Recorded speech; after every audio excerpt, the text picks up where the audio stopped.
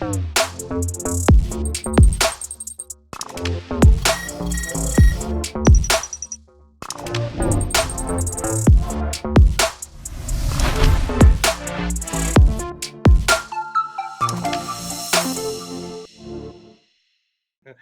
love your background, by the way, in terms of the little tactics board, whiteboard behind you. I love that. Yeah, we keep it up all year, and it kind of helps us just to see what we have and remind us of our core values and team goals, things like that, important dates.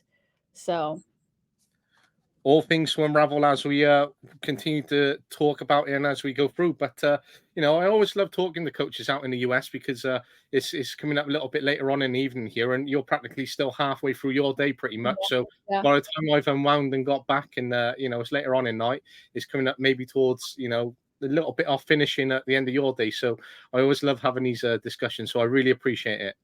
Of course. Thank you for having me on here. I love doing podcasts. So, it's my pleasure. Yeah, and mine too as well. So I really do appreciate it. So how's your day going so far? It's going well.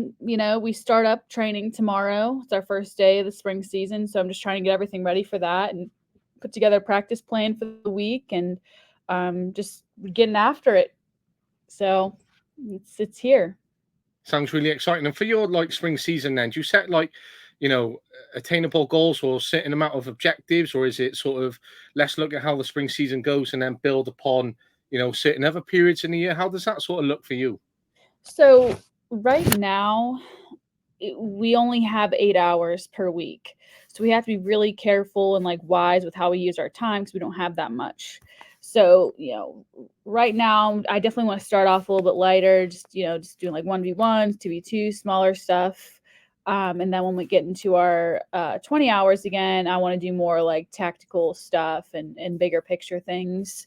But also, since we're going back to 5 days a week, once we get into our 20 hours, intermixing some, technical stuff and mixing with that. Last year we did tactical stuff Monday, Wednesday, Friday, and then technical stuff Tuesday, Thursday. So just getting a good mix of both once we get into our 20 hours. So. Sounds really interesting. And it's when it comes to that 20 hours and you say that careful planning, do you put a big physical load on the players in that certain period of time to try and maximize that, or is it more that is becomes more player led and then you're more technical when you're with them? Do you sort of balance it, or do you try to feature it in certain ways? I try to balance it, but it's difficult because it's just so different than the fall when we're playing a lot of games. You can take days off. You have more kind of time to figure out if you want to take this day off, and because we have a game here, you can plan out okay, this day's gonna be lighter. Because we're not playing games, it's hard to then get into a mode of okay, every day is gonna be the same load, and that's how kids get burned out. So you have to really be careful with the load and make sure you're not doing too much, because then they'll get burnt out. And to be honest, I think spring season is more brutal than fall season because you have less days off. It seems like you're playing more, and but then you're also playing a lot more games in the fall. So I don't know. But we're getting up at 7 a.m. every single morning to train, which is also different than our fall schedule. So getting up early every single day. They're lifting at 6:45 a.m. So it's in the spring, it's definitely more brutal, I think. And so when it comes to that, so that starting the session at say 6:45 in the morning, which is very early, morning, whereby they might get up a little bit beforehand, might have some food or might have some light prep beforehand. But then, is that sort of training session then in the morning and into classes then for the rest of the day, and then maybe something in the evening, and then possible travel dependent on where you're at then? Yeah, that's pretty much it. They'll depending on the day. So right now in the 8 hours, they're lifting Tuesday, Thursdays at 6:45. When we get into our 20 hours, they're training every single morning at 7 a.m. And then Tuesday, Thursdays, they'll go right to lift right after. And then they'll go to classes for the rest of the day and then go about with their day. We do a lot of community service in the spring because we have more time to do that in the evenings, just because we're not traveling as much. We're not having to go away for the day before a game and traveling overnight, stuff like that. Everything we do is pretty much is all day trips and very close competition. So usually like the furthest we'll go is like 2 hours to travel for a game in the spring. So it's a lot, definitely have to be disciplined with it. Mm. It's quite a heavy schedule that to be honest, especially, looking early in the morning and having classes straight away. It's, some people enjoy getting into a physical session early in the morning, sets them up for the day, and then, they might Yeah. unwind in the evening. But some other people are like, oh, early morning training, and then they're knackered maybe for their first set of classes, and then it sort of has a different backlash. So, it's really interesting how you approach each different athlete that you work with and how it sets their day up. Certainly everyone is different. Certainly. And you can tell who's a morning person and who's not. But what I think is consistent is that having early morning training gets you ready for the rest of the day. Your brain is turned on. So when you go to class, you're ready to learn. Your brain's ready to learn. So that's what we say is the good thing about having early morning training is that for the rest of the day, like you're focused, you're ready to go. If you want to take a nap late in the day, that's fine. But you're ready for those classes. You're ready to learn because you already had that 2 hours of activity and warming your brain up for the rest of the day for classes. So that's the look we put on it. But no, certainly you can tell who's the morning people and who are not. So Absolutely, really interesting when it comes to the team dynamics, how it they play together, who wants to push themselves a little bit more than others, who's willing to step up to the challenges, and that's where the real art of coaching and working with people comes into play. Absolutely, and we have a certain style of play that we like to stick to. So right now we're just trying to implement. Can we maintain this style of play for the rest of spring? Can we maybe build off of it? I mean, the spring is such a time where you can experiment and see different formations and different people in different places. It really doesn't. The spring, at the end of the day, the spring doesn't count for anything, right? So this is the time that you try different things and you try people different places and to prepare for the fall. Absolutely, certainly something to look forward to for sure. But if you were to give yourself an introduction in terms of the backgrounds, the experiences you've had, and where you're at now, how would you play that out to someone? Yeah, so I'll say, I'm from Pittsburgh. I've lived here my whole life. Grew up playing soccer for various clubs. High school, loved playing for my high school, and we won a state championship my senior year. Again, coaching was never really in the back of my mind, in the front of my mind. I mean, it was always just like I never even thought about it. Went to play in college at Wheeling Jesuit University in Wheeling, West Virginia. It's now called Wheeling University. They changed the name, but played 4 years there. Loved my experiences. Was a captain my senior year. It wasn't until that senior year I decided, okay, my career's coming to an end here. How can I stay involved? How can I keep the game in my life? So then I decided I wanted to be a GA and go to grad school for free and, coach. And I got a free master's and I got free housing, free meal plan. I got a pretty decent stipend on top of that. So it was just a really good situation. So that was at Westminster College, a D3, about an hour north of here. So really good experience with that. Again, I was like, I love coaching soccer, but I wasn't sure if it was what I wanted my career to be. And, I was going to get my MBA. So I was like, I'll just, do something with business after this is done, had a really successful time at Westminster. We had an overall record, I think, of like, gosh, it was like 16-1-1 or something like that. Like it was crazy. Made it to our conference championships and we lost. It was heartbroken. Wasn't until that spring I was like, okay, my time here coming to a close. I'm graduating here soon. I have to make a decision here. And that's when I had the opportunity to coach here at Robert Morris full time as their assistant. and it was just the perfect situation. Literally in my hometown, I lived with my parents for a while, commuted there, saved a lot of money doing that. My first year, we did really well. That was the best season in program history. And then the following year was actually this past year was actually the best season in program history. So both years we were able to reach a goal, and then the following year do even better than the previous goal.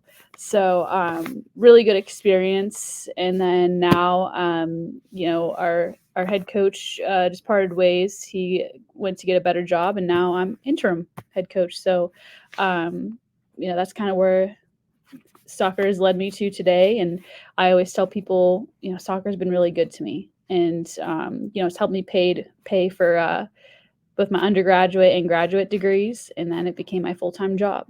So that's about it. That's kind of what led me here today. Incredible educational experiences then, and incredible personal life wins as well. So I know you said about the heartbreak and how that went in terms of the championship, but what an experience to get there and to build upon that and have that record, as you say, as well.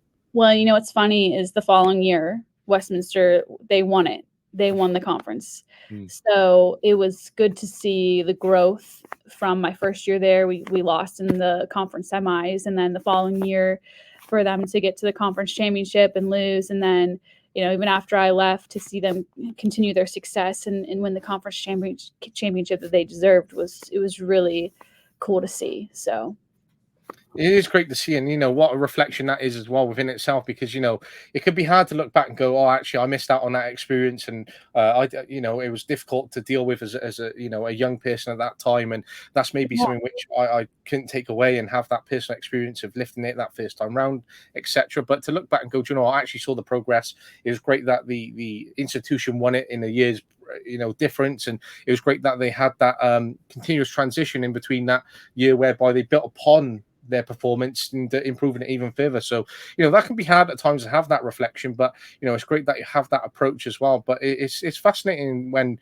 you look at sport and look at soccer, for example. But I find it, you're an interim head coach. What a fantastic role and position to be in, and considering you're there and you got a fantastic career ahead in terms of coaching, the fact that you fell into it, I find, is even more interesting. And that's exactly sort of the same background as I've had.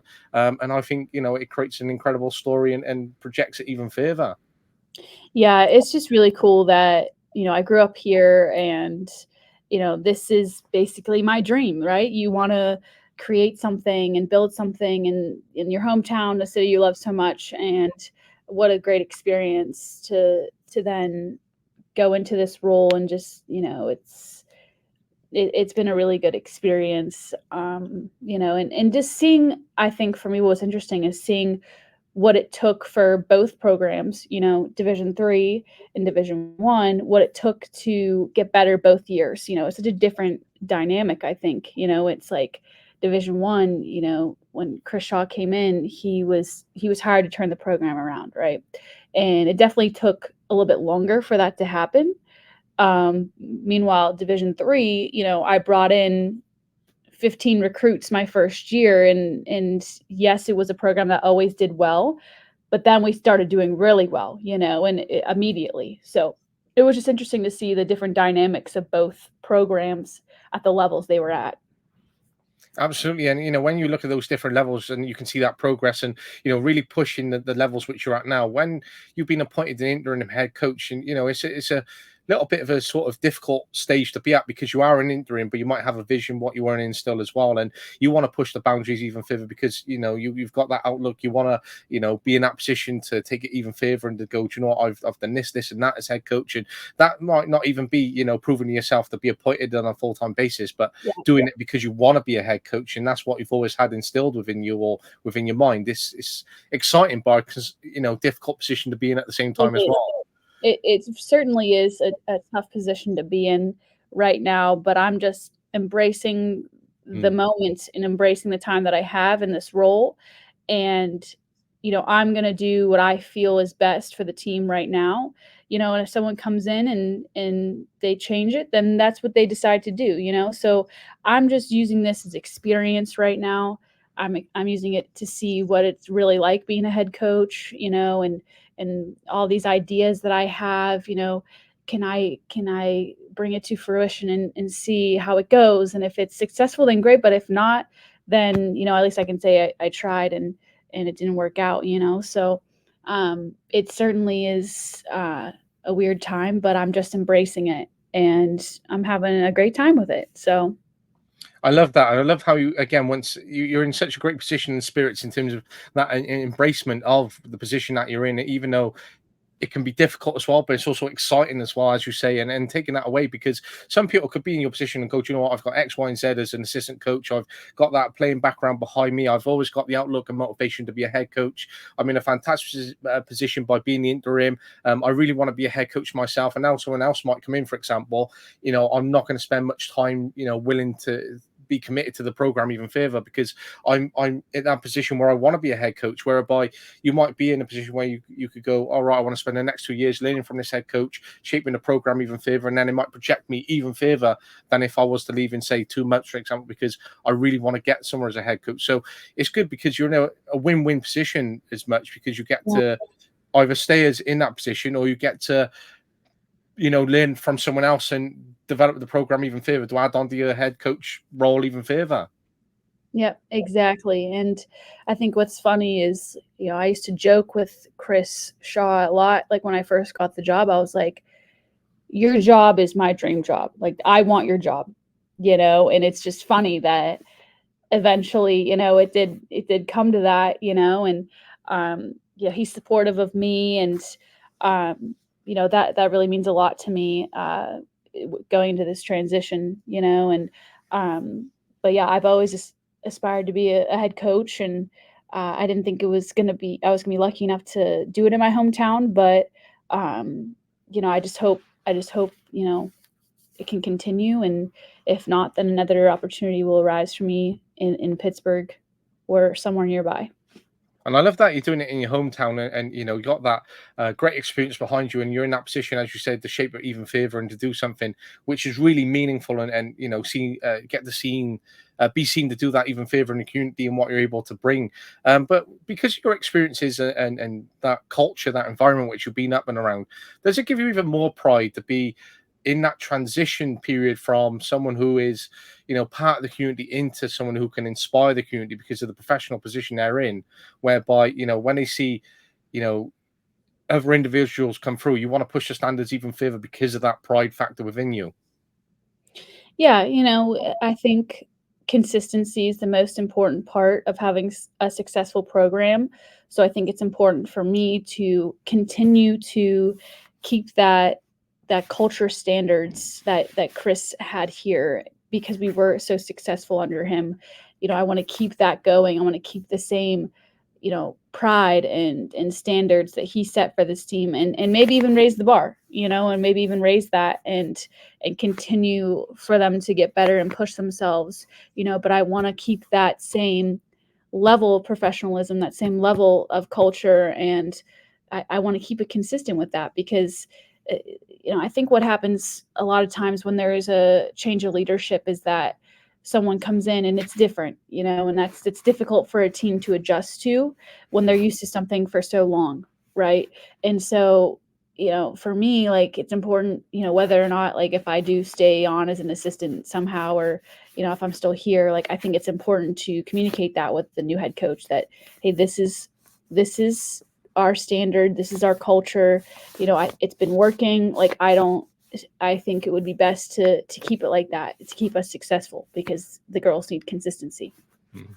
And consistency can be seen to be sometimes a detrimental thing, because if you're spending so long somewhere and you're instilling what has already been and had in terms of that experience, someone might want to come in and go, actually, it's time for that change management, it's time for that change Yeah. process, it's time for a different vision. But it's also a very good thing to have that consistency, because I've been at an organization where I was that student and I went in to be a member of staff as a teacher, and I had that sense of pride whereby, oh, do you know what, I actually look at the students and I'm teaching in the same classrooms I was taught in, and therefore I was like, you have to stand up and bring yourself to the badge, to what the school stand for, to Mhm. be there, because I was there myself once and I took so much away. I wanted to instill it even further. And so we've always had that consistency in terms of the environment that we've had and the culture. And it stands in good stead because even students now, 10, 15 years on since I've left, it's in a very good position where it was the same when I was there. But a lot of the principles and the standards are still instilled because of the existing staff, which have maintained that over that period of time with that consistency. Yeah, and I think sometimes change can be good, depending on the situation too. I think for me, going into the programs when I did, I always the thing that I pride myself on is that I always stay who I am and I stay true to myself and I'm 100% always me and I never try to be anyone that I'm not. And so I come in and I'm myself and that might be different than what they're used to, and um but then they always adjust and it's like, maybe that was for the best, maybe that was different and then it was actually a good thing that that happened and then now you keep it consistent and then it actually worked out to be a really good thing. So um it's consistency is really important too, but I think depending on maybe the timing of it, change can be good and depending on how the team responds to that, it can either be a really good thing or it could be a bad thing too. So And I think it goes about how you deliver it as well, whereby yeah, you might come in and go, right, I want to change this, want to change that one, that.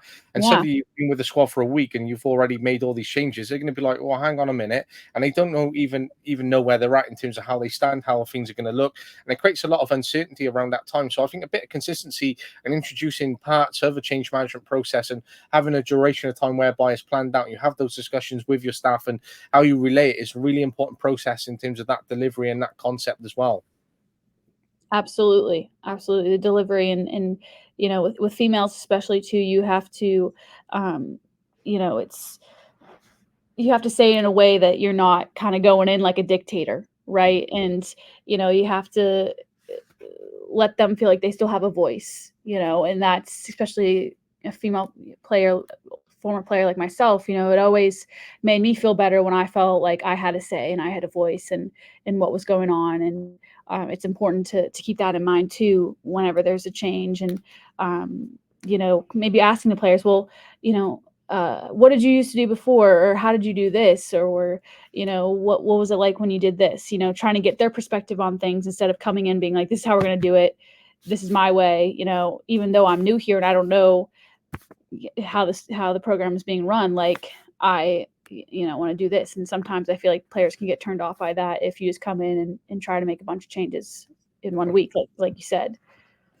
Completely agree with you, and I've seen it myself being a teacher in terms of working with a lot of female students, whereby I've seen that and seen difference in males and females and how we've looked at their responses to those changes, and how they've related to different members of staff within how these members of staff may head up their year groups, etc., and how their well-being issues are being responded to and how they've taken to that and maybe bridging the gap in between as well, whilst looking at attainment level. But you put some good questions together there, which I've just made a note of the timing, because just some 3-4 simple questions can really actually provide a good feedback and performer for players and individuals to give a little bit of insight in terms of how they're feeling and understanding Mhm. the position, whereby then you can approach it and deliver that feedback to involve that voice and extend it even further. But when it comes to that player voice and that involvement and having maybe a structured tier around it, is there anything that you bridge in or have specific around that? So for me, my coaching philosophy is all about being player centric, and player focused, right? And so for me, this year something we did differently was we had a leadership committee, and within that leadership committee there was a food committee, and we had class reps for each class. We had our captains. We'd all meet with everybody and kind of know what's going on, and if the players had anything they want to say from different classes, and the food, they can decide what they want as a team instead of me or someone else picking it. It's up to them. I always like to do an end of the season evaluation to get the players feedback. I'm really big on feedback. So just getting their opinion on things and how I can do them better. That's something I really enjoy hearing from them, as how I can get better, because I know that I'm not perfect. I know that I'm not, um, I know that I can I can always work on things and get better. So whatever they tell me that can help me, I'm happy. So. I love that once again. I think that's a good reflection point in terms of, understanding that position whereby I can improve here, I can improve there, I can improve that. And being in, Mhm. again, a head coach position and a position where you might be seen as a role model, it can be difficult to go in when you're speaking to those younger than you and those that you're working with and delivering with, or delivering to, that, oh, actually, I could work on this and I can work on that. Because some coaches might be in that position and go, that's actually a weakness. So how can I admit that to my players? Because they're the ones looking up to me and the ones to be the leader. And therefore, I'm not able to get anything right because I am in that position. And that's a totally wrong perspective to have. And it's always funny because, like, I think I know something, and then I get these evaluations. I'm like, I never would have thought of that. And that's something that used to bother me, because I was like, well, I was a player like them. I like to think not too long ago, and I liked this or that, and so it's funny whenever you read the evaluations, you're like, wow, like I never thought of that, or like I had no idea that they didn't like this or that, and so I don't know if that's a reflection of them being respectful and how they are as people, but it's always interesting for me to get those evaluations and see what their actual thoughts are. Initially, it can be really difficult because you get players and individuals who are quite honest and maybe straight to the point because of their different personalities, and that's just who they are, who Yeah. they are. When it comes into play and you're reading it, you're like, well, actually, do I come across like that? Do I not have that relationship? And it can be a little bit hard and a little bit disheartening at times. But Yeah. sometimes you gotta take it on the chin and just be a little bit more resilient in terms of it. And it's easy to say, I'll be a little bit more resilient, but even when I've had conversations with some of my colleagues around about how we work with some of the young people that we have, sometimes it's hard. Whereby I had this discussion with my boss the other day in front of a young person, and my boss was just going, "Do you know what? Sir's good at doing this, and Sir can improve on this, and I can do the same." And we sort of had that open discussion and created a very good platform whereby we could address it in such a good nature, whereby we understand rather than it being a full-on one-to-one, for example, or it being very dead on serious. But we just understand and created that environment within the process as well, and integrated that young person within that to show, do you know what, we got weaknesses and we can work on it together, and just to build that little bit more confidence in them, and to show, do you know what, both sirs are going to be open, they're going to be honest, they're going to be real time with me, for example. And I know that I'm saying sir here, and when it comes to coaching, that's a little bit different, but in that school environment that we teach within, that's just that context behind that. But evaluation can be a great thing and it can be a tough thing as well. But sometimes don't look too much into the detail and just accept what it is as well, because we try to overanalyze at times. And I know again that I'm in that position at times whereby I overanalyze and I take things way beyond the level that they were perceived to be at in the first place. Absolutely, and like I said, you know, I love feedback, like, I want that. I want that to get better because I'm always looking to get better. I'm always looking to improve, the experience for my players, and I always wanna make sure that's the best it can be.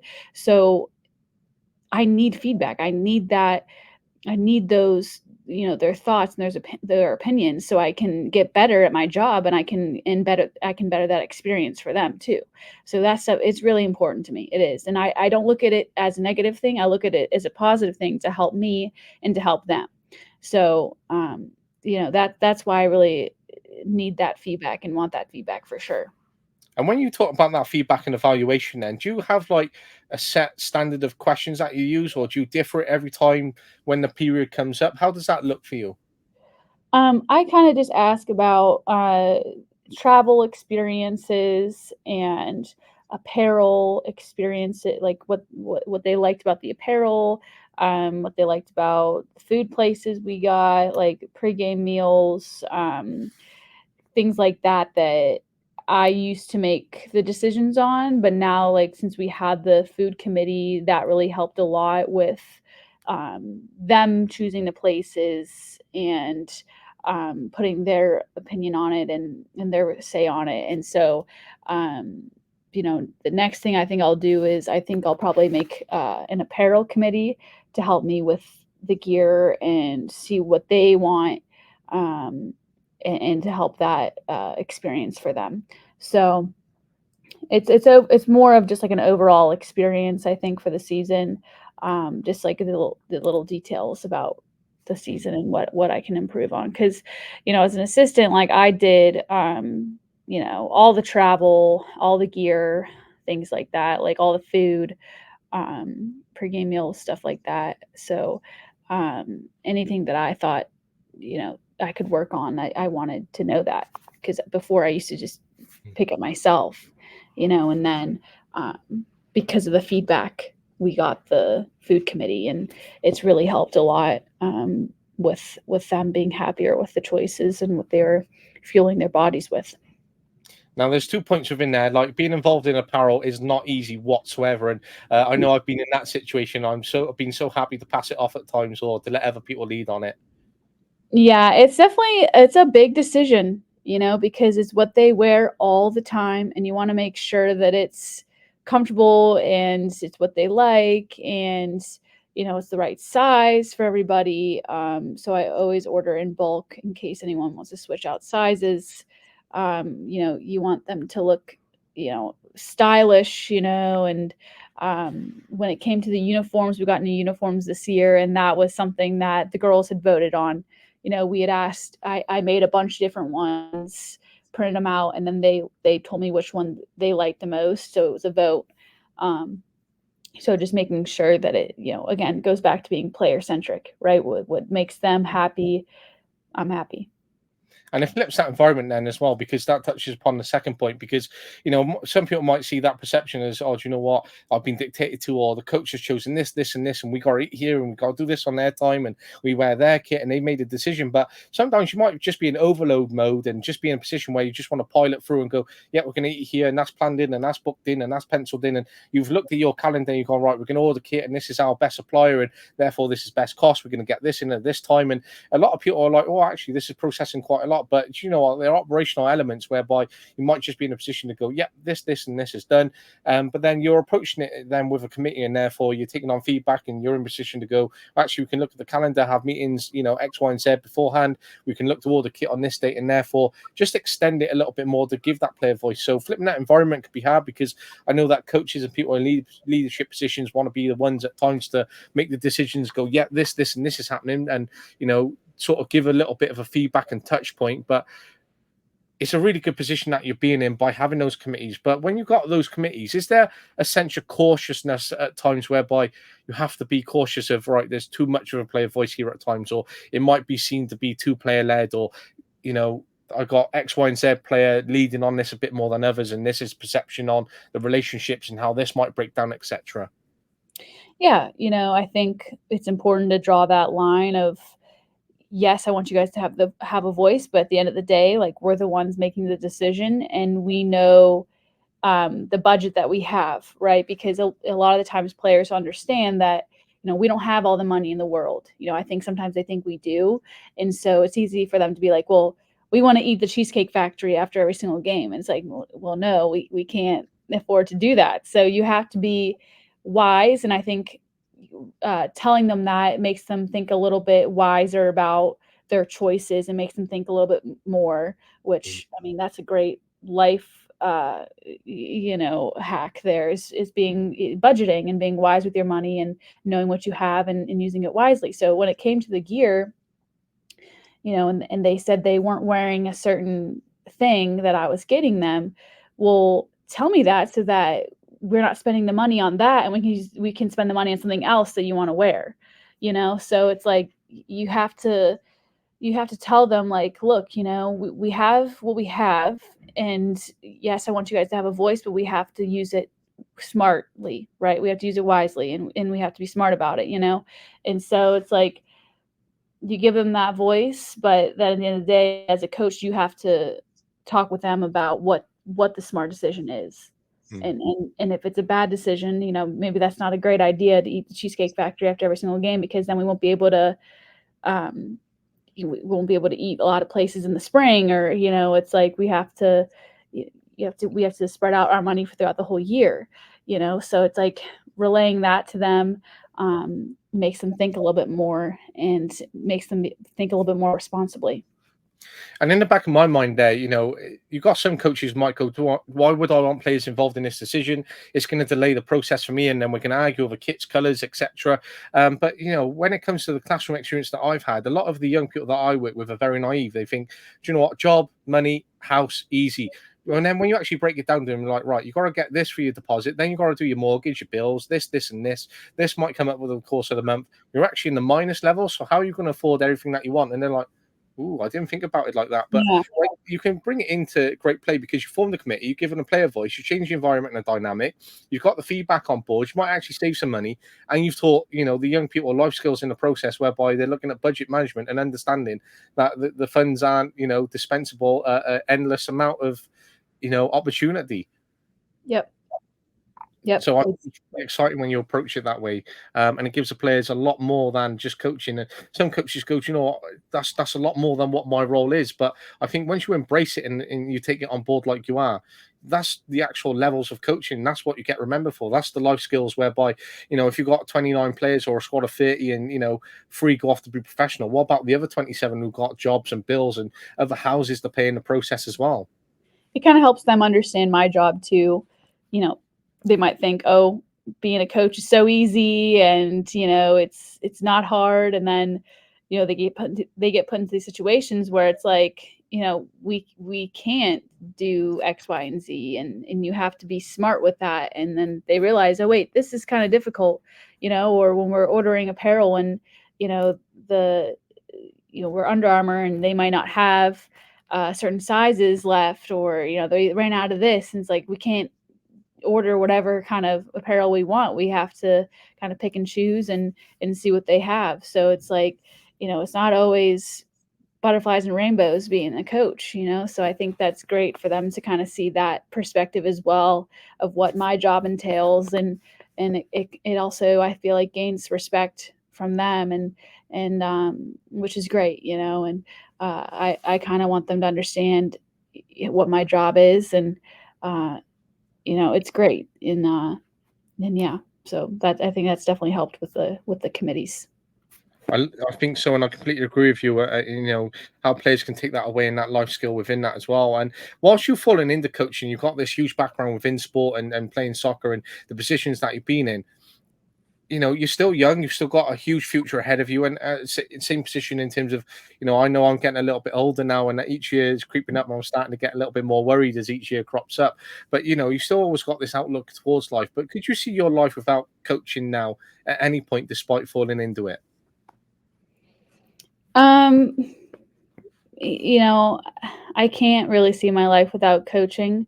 I'm not gonna lie, like I've tried, and I've tried to maybe see what else is out there, and looked into things, and sitting at a cubicle all day is just not for me. I need to be up, I need to be active. I want to be on a pitch, and it's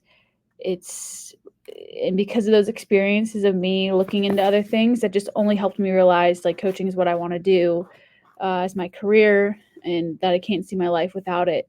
So it's just funny how things work out, and everything happens for a reason. So um, and it just seemed like soccer always came back to me, and it just was meant to be a part of my life. So I think that's such a wide sort of thought process as well, because once you start to look beyond what you might want and what your experiences might have always been, and you start to look into other perspectives or other opportunities or other outlooks, etc., it can be hard because you're like, "Oh, do you know what, actually coaching isn't the one for me," or actually this job provides a lot of consistency but also provides complacency, whereby it pays the bills, it does this and enables me to do this, but you know what, it takes me away from my passion, takes me away from what the enjoyment of the job is. So then you're looking, "Oh, do you know what, I've been in this job for a year and a half, and now I'm seeing, oh, when's the next month? When's the next month?" And it's a slow burning process. Whereas when you're in that certain environment and you're working in the position that you want to be in, you're like, "Whoa, 3 years has flown by." I started like yesterday. And when you're in that position, you're so free flowing and in pilot mode because you're enjoying each and every day, and you're not looking at it such as a sluggish day and, "Oh, when's payday?" or "When's the end of the month?" etc. it doesn't it doesn't feel like a job. It doesn't feel like something that I work 9 to 5 and then go home, pays the bills, whatever. It's something I truthfully enjoy doing. And when you feel that way, you know that you found your calling, when it doesn't feel like a job. I'm completely with you there. And as I said, I fell into coaching myself, and I ended up going straight into school and working for a coaching company. I was very lucky in the process. And I worked there for about 2 years and 8 months, so just under 3 years. And when I look back upon that experience, I don't even remember working 2 years and 8 months there because it flew by. And I look at that period of time and like, you know what? I actually went on coaching courses. I was out left, right, and center. I worked with different coaches. I was working at different environments. And when you label it on paper, sometimes some people go, "Do you know what? You're working unsociable hours, you're working in the holidays, you're working nights, weekends." I was like, but yeah, but I felt such a thrill off it. And Monday just rolled around again, and I had different experiences over the week, and I really enjoyed that breakup between it. And sometimes, that perception of coaching can be a difficult space to be in. And again, touching upon what I said there, but when you're in it, you never really see that time as working, and it's a great position to be in because you get to enjoy every day. And even if you say, for example, you're not appointed a head coach, and you spend the next 5 years as an assistant, for example, you could actually go, "Do you know what? I've impacted like 35 kids or 100 kids because they've all gone on and they've achieved X, Y, and Z qualifications, and now they're majoring in this, and they've gone on and got this job." And therefore, coaching is so much more than just on the field stuff. But the on-field stuff, well, we're living the life. The goal is right there, Absolutely. And I think what I like most about coaching college soccer is helping kids find their forever homes for 4 years, finding the best fit for them for 4 years. That's what I love most about coaching college soccer is helping people find their homes and giving them forever friends, and their teammates, and seeing them succeed off and on the field. That's what's fulfilling for me. And when I was at Westminster, I recruited a girl, and now she's an All-American for Division 3.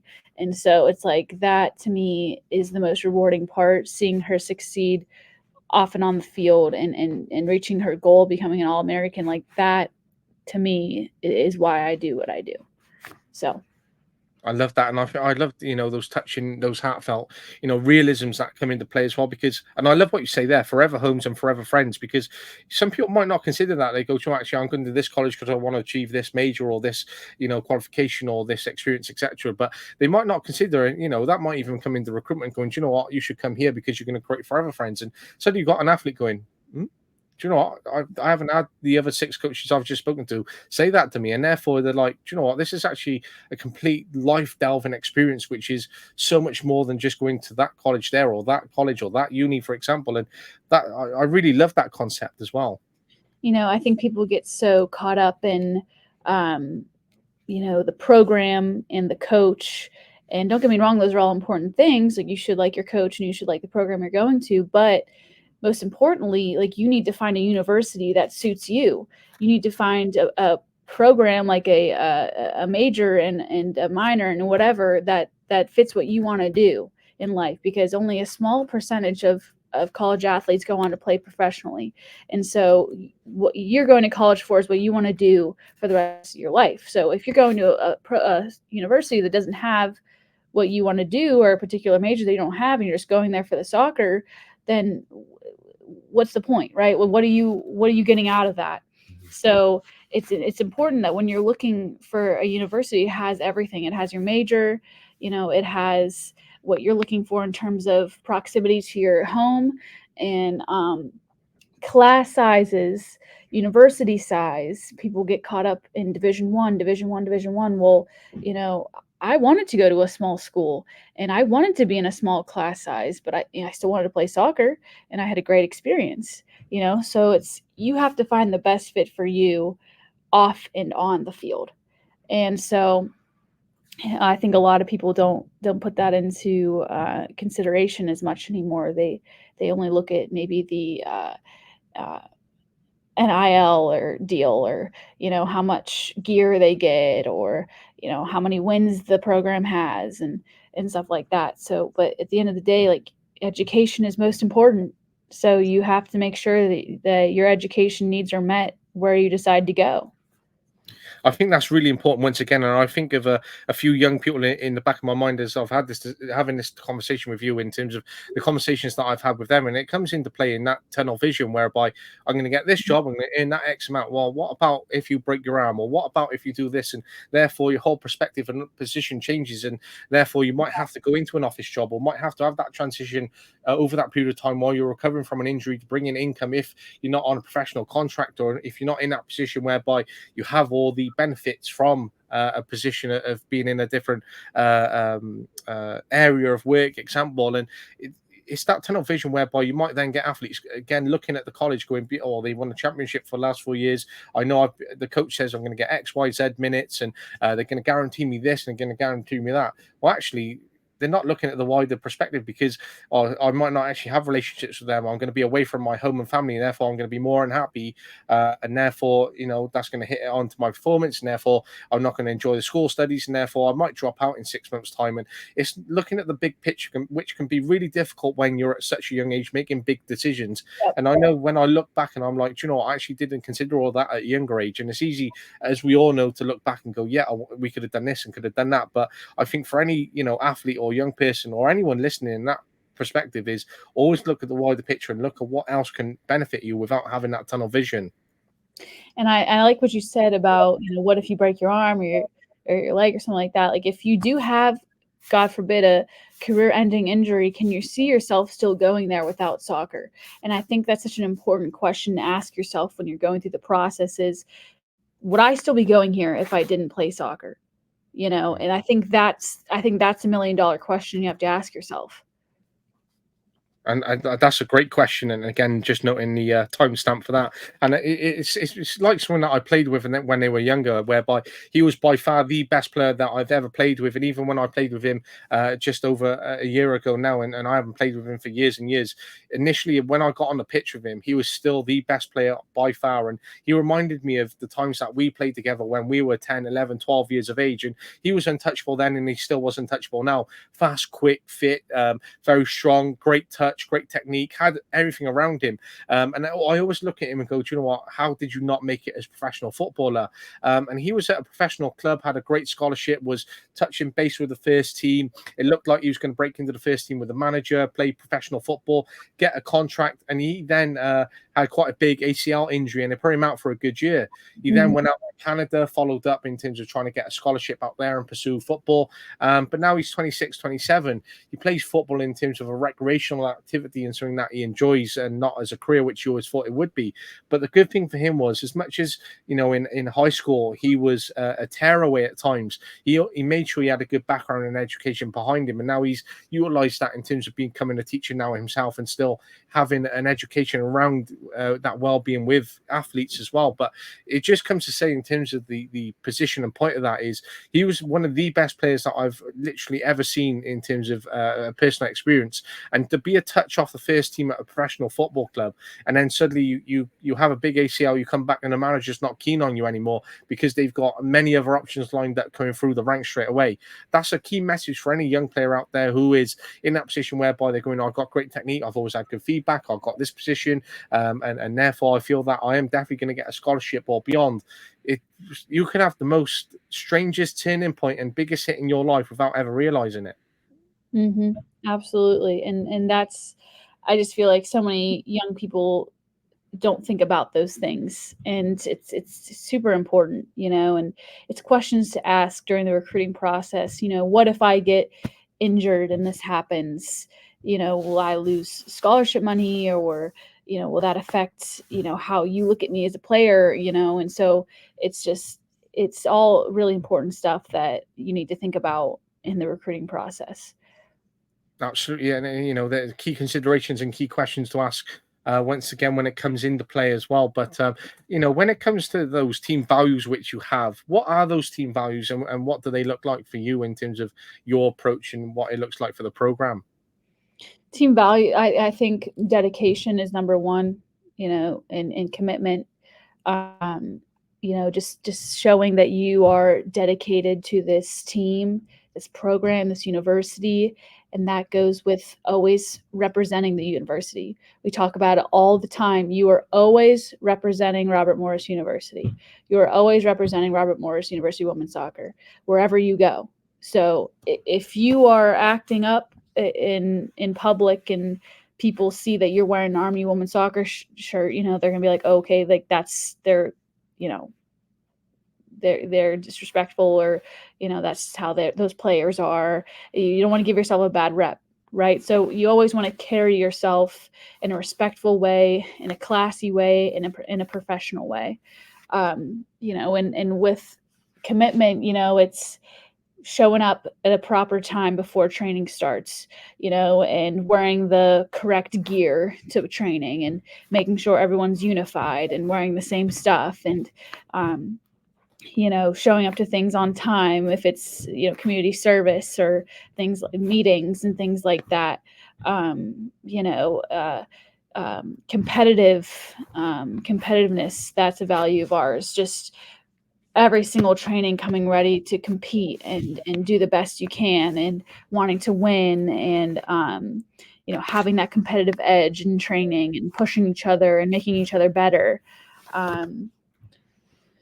And I think relentless, resilience, you know, those two are a big factor. You know, we went into preseason being ranked 10 in the preseason polls, and then we ended up finishing in 4th place. You know, and I think coming back from that was a huge reflection on our values and our culture as a program, and showing everybody what we're capable of, and how we are resilient, how we are relentless, and how we don't give up. And I think that was a huge thing that I loved about this team this year, was that even when we were down, they didn't give up. They would come back, and they would tie it up, and then, you know, we would win. And it was just really awesome to see their fight and their drive. And you know, every single game, they gave their all. So it was a really good vibe this year, and a really good atmosphere. So just hoping to build off of that this spring, and keep that going into the fall. Maintaining that is so important and so exciting as well, because, you know, sometimes it's hard to recreate the year that you've just had, and to recreate that environment, that atmosphere, the vibe, the connection, everything that goes free flowing in that period. But when it goes and you have that transition, you're maintaining that. Is such a great position, and such a fantastic period to really experience, even as a head coach, even as a group, as unity, as that experience folds in favor. So I've been in that position, and I know how exciting it is to be there once you're in it. Yeah, absolutely. And, you know, I think the main focus for this spring is to maintain that competitiveness, because I think, you know, it's such a long season in the fall, and I think towards the end of it, it's tough to keep that competitive edge, you know. And so I think this spring, the main focus is going to be, can we keep this competitive for the entire season, you know, until the very last day? You know, when we're ending our last spring game is against Youngstown and Duquesne. So we're playing both those two. That's our very last thing we're doing this spring. So it's, can we go off with a bang, with a competitive win, and that will help us carry into the fall, you know. And so I think that's important, and something that's going to be hard to maintain, but I think it's definitely doable. And it's definitely just a mindset, you know. It's a mindset of, we need to keep going the entire season, and we can't give up. We have to be relentless. We have to be resilient, and just keep fighting. And those two key ones there, relentless and resilience. I'm big on both of those, and I'm big on resilience especially. But when it comes to relentless, you know, that I try to, you know, track and monitor and maybe evaluate my relentless decisions over a period of time or life, or maybe I'm not in certain positions where I want to be because I wasn't relentless enough. And I look at some people and like, do you know what? I actually have so much admiration for you, because being relentless can be such a difficult position to be in, because you might make such cutthroat decisions, or you got to be so straight to the point, or you got to be so upfront and honest with someone. And it's really difficult to be like that when we talk about being person centered, and, you know, value those values in terms of how we build build relationships, being dedicated, being committed to each other, having those relationships, creating those vibes, those atmospheres and environments, etc. But when it comes down and having another conversation with someone else, and when they go, what is the impact? How do you track that? How do you evaluate what the outcome of this value has been? When it comes to that, say relentless point for your team, even though you might not put, like, say, a tracking figure or stat on it, how do you portray or would justify or demonstrate that your team is relentless within those games or over a course of period of time, for example? So, I kind of touched on it before, but it's like a perfect example would be, when we're down in a game 1-0 and they come back and they score, we're down 1-0 at halftime and we come back in the second half and we score 2 goals and we win the game.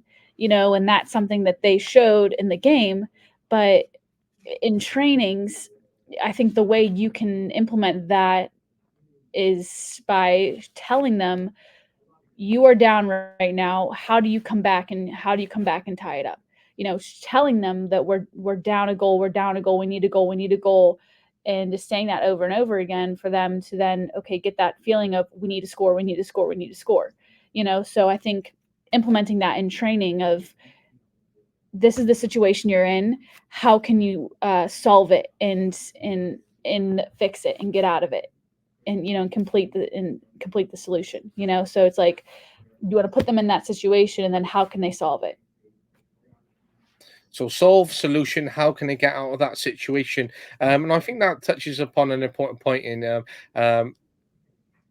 terms of that teaching and coaching element which comes into play, because you might have a lot of repetition in terms of building a lot of scenarios to create that problem solving, to create solution based outcomes, in terms of understanding the game, in terms of if X happens then you do this, if Y happens then you do this. It creates a lot of understanding and game IQ which some players might lack, in that game maturity over a period of time and building upon that experience which goes into it as well. But if you had to say like a 3-step process for every new athlete or every athlete who might be a little bit raw around the edges and needs to develop that soccer IQ a little bit more in terms of how they understand what solving and what solutions is, do you have sort of a 3-step process into teaching or coaching a certain individual around the concept, around the technical ability when that comes into play? Sure. And certainly there are players that lack a little bit of IQ when they get to college, and I think you just have to put more time into those players, and watching a ton of film with them and doing a lot of individual based stuff with them, like, hey, let's go watch film together, or hey, let's go outside and we'll work on X, Y, and Z, like doing a little bit more individualized trainings with them so that they can see themselves what they need to work on. And film analysis is just such a big thing in college athletics, but usually you watch them with the whole team. So I think like individually watching the film with that person and showing them exactly what they're doing and what they should be doing, I think will help them tremendously with their game and their IQ, actually watching themselves doing it, and then you as the coach guiding them in what they should be doing. But it takes a lot of effort, with players like that. You want to take them outside and do like some functional training with them, exactly what they should be doing, and just repetition over and over again of what they should be doing. So yeah, certainly that does happen at this level, and you just have to be patient and put a lot of time and effort into it. I think that's important as well. And I think there's a time and a place for functional training as well, and how you approach that in terms of, being really instructive in terms of what this can happen and when that happens, because I think there's a great opportunity to have a lot of free flowing, a lot of creative sessions. But unless you're functional in terms of developing that soccer IQ, I don't think you can be creative without doing that type of session and therefore understanding what happens on the pitch. Because if you've got 11 players all being creative over the pitch, you might have an essence of a lot of creativity in terms of how players can then bridge that together and have a lot of success. But that will only sustain over a period of time, because you're not building over the principles, you're not providing them with the outcomes or the IQ, whereby if they were to lose the ball from being so creative and they were able to beat players time and time again, and then they started to be their game is worked out, and players are starting to adjust in terms of understanding. Actually, I'm going to come up against Katie today. I understand she's going to do X, Y, and Z, so I'm going to do this and prevent her from doing that.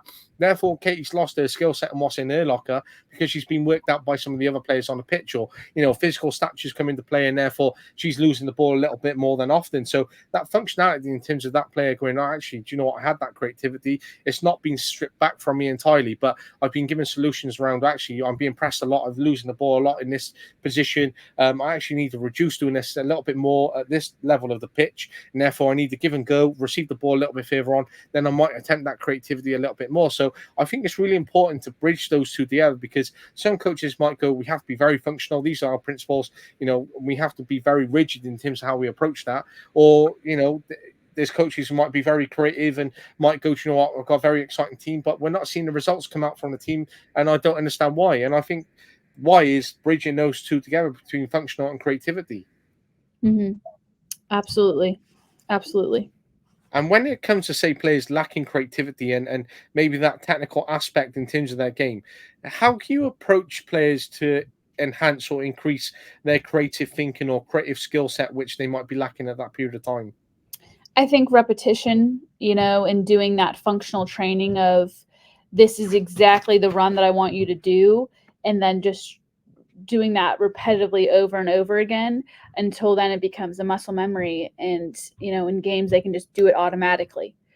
So I think implementing it in the training sessions of, this is the run that I want you to make, this is what I want, this run I want players to make, and then actually showing them in film as well of, this is the run you should have made, or this is what you should have done here, and actually showing them on film as well. So whilst you got your values there, whilst you got that functional training, what are the principles that you instill within your team that you'd like them to build upon or play off? I think principles for play, or principles for play. I think, well, we're a very possession based team, so I think just keeping that principle of, let's keep the ball on the ground, let's not kick and run, let's not be direct, let's be creative, let's keep the ball on the ground, and let's play out of the back. And that's strictly what we do, is we strictly play out of the back pretty much every single time. We don't have the goalkeeper punt very, very often. So I'd say just very, very fast paced, very technical players is what we try to recruit. So just maintaining that style of play that's very possession based and very creative into the attack. And when it comes down to, say, those principles that you have, does that come into a big play when you come into recruiting a player or bringing them into the program, for example? Absolutely. We aren't going to recruit somebody who we feel like can't fit into that style of play. If we see that they're just kicking the ball up the field and just running and chasing, we're like, well, they probably won't fit into our style of play. But if we see someone that's a technical player that likes the ball at their feet, who's comfortable with the ball at their feet, who is creative, then absolutely they'll fit into our style of play. And something that we always say is, we don't always recruit the most athletic players, but we recruit soccer players. And so I think that's really important, especially at this level, where I feel like athleticism is what gets you here, and that doesn't always mean that you're the best soccer player. So it's something that's important to us to make sure that we're first and foremost recruiting soccer players over athletic players. And how much time will you spend observing a player then and maintaining contact with them? I'd say a few months. I like to watch them play at least 3 or 4 times, keeping in contact with them, having them up for a visit, maybe watching them play one more time after that, just to finalize and make sure that they'd be a good fit. I encourage people to go look at other places and see other programs too, and to kind of see what's the best fit for them. And then I also encourage them to watch our games, and make sure that they understand, like, this is how we're going to play, and this is we're very strict with that, and we don't really like to change that. So and I encourage them to watch other teams play too, because you might think that you know their style of play, but then you watch and then they don't stick to that. So I think just doing your research and knowing exactly what a program is about, like it's a really important thing. So I certainly take my time with it. I don't like to put timelines on anything. I don't like to put any pressure on the kids.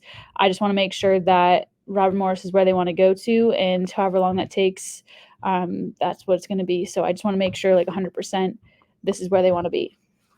And I think for some people listening, you might go, well, actually, why would you encourage them to look at other institutions or programs when you want to, bridge them into yours? You might have some really good technical players, and some coaches might go, do you know what, I definitely want them to come to us. How can I even promote another institution or promote them looking at it somewhere else? But I think once they go around and look at what the other programs are and go, do you know what, actually, that isn't as good as this program which I'm being offered here. Or actually, do you know what, I didn't enjoy that experience, or I didn't get that connection with that coach. It might actually work in your favor than just by going, yep, just come to us, and not bridging that all-round experience as well. And I think it's something that someone else said as well. It touches upon that point of that big picture, but it's what someone else said as well in terms of making sure a best fit as well, because sometimes it's that tunnel vision whereby an athlete comes to you, it doesn't work out, and therefore it's been a bit detrimental in terms of the time of that is taken up from your capacity, but also theirs, whereby they could have progressed somewhere else or may have been a better fit somewhere else, and having that wider experience which comes into certain aspects, which is really important to consider.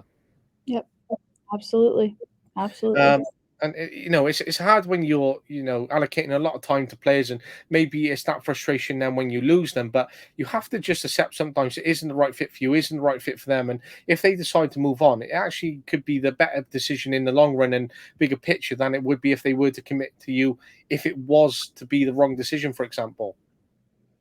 Right, and we always just say, like, everything happens for a reason, and so if they do decide to go elsewhere and it's a great fit, then great for them. But if it's not, then they know that they still have Robert Morris, because something that I say, like, whenever recruits just do decide to go somewhere else, is that let me know if anything changes. Let me know. I never try to burn a bridge. I always try to end on a good note.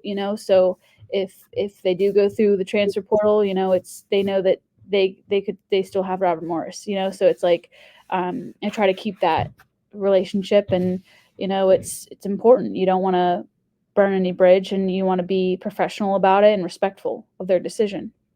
And I think that again, that's another point within that, because sport is such a small world as well. Even though it's deemed to be a big one, there's so many players and coaches that I've come across, which I've previously come across years and years ago, and then suddenly we're on the same pathway with each other. And sometimes we've burned bridges with other coaches just through the club that we've had in terms of building up rivalries over the years, and then over the years we've ended up becoming best of friends with that institution or that organisation and club within the process. Because sometimes it can become difficult in terms of that approach, that energy level that comes on the sidelines. But by burning it, it doesn't always help you, because sometimes you have to go into the backyards of others, and when you're in that backyard, it can be really hostile environment to be within. So not burning those bridges, especially for young players, because you never know who you're going to come across later on in life or later on in sport, which I think is such an important consideration for any young athlete, any young person, or anyone in life to really take away. Yep, absolutely, for sure. Mm-hmm. And for you, when it say, for what you experience as a coach, what you're able to observe, what you're able to do in terms of teaching and coaching, what is the biggest frustrations that you see when it comes to working with young players or individuals? I think just everyone's so caught up on, like, the NLI deals and things like that now, and that just seems to be, like, such a big part of the decision, and that's certainly frustrating, because that's shouldn't what it should be about, and it should be about playing soccer somewhere, getting a good education, and just being somewhere where you're happy, and that's it. It shouldn't be about making money, and just about the being sponsored by X, Y, and Z and stuff, and just getting caught up in all the glitz and the glam. And I know I want kids that will come in and work hard, and that's it. Work hard and do what they're supposed to be doing, and that's it. And I think it's difficult to see them when they don't want to step up to the plate and be that dedicated individual, be that dedicated and committed student to be a representative of the university or institution, or be resilient in terms of how they approach their outlook or their work, because they think it's all going to come to them and then they throw that away. That is a huge frustration in itself when they're not willing to put in that time and effort or commitment to themselves, especially when they're individual athletes or individuals that are trying to grow and present themselves and be on a pathway which is all about personal individual growth. And that is a huge frustration within itself. Yep, absolutely. And it's something that it's becoming much bigger, and it's just going to continue to grow. But I still believe that there are kids out there that will focus on soccer and education, and that will find the best fit for them. But I hate to cut you off, Luca, but I do have to get going here soon. So I'm not sure if you had any more questions left, or. No, that's completely fine. I understand how it is, busy lifestyles, busy commitments, etc. So I'm it's not excited for tomorrow, so I just got to make sure I get everything ready. But I really enjoyed talking with you. So I no feel worries. like an hour has flown by. Yeah, So absolutely it has. So I really appreciate it, and I wish you the best of luck for what's to come. So again, the time has been appreciated. thank you, and I really appreciate you reaching out. And like I said, it's really nice talking to you. And we'll see what happens. I'm excited. So Absolutely. Well, thank you very much, and take care. all right, thank you so much, Luca. No worries. Cheers. Thanks. All Bye. right, bye.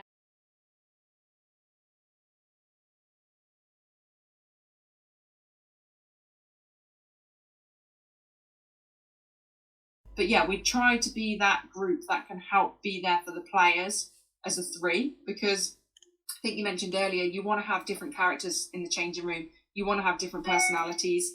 You don't want the same kind of people, because you're not going to be able to move forward. If you've got 10 people and they all agree the same things, you're going to get to a point in time where actually you're going to become unstuck. You need that one person to actually be like, nah, I don't agree with that. Or actually, we should try this. And I think that's why the huddle works, is we're all quite different as human beings. And I think you need 3 different people in there, because some players will naturally gravitate towards me and my personality, but equally some might go to the other 2, and that's absolutely fine.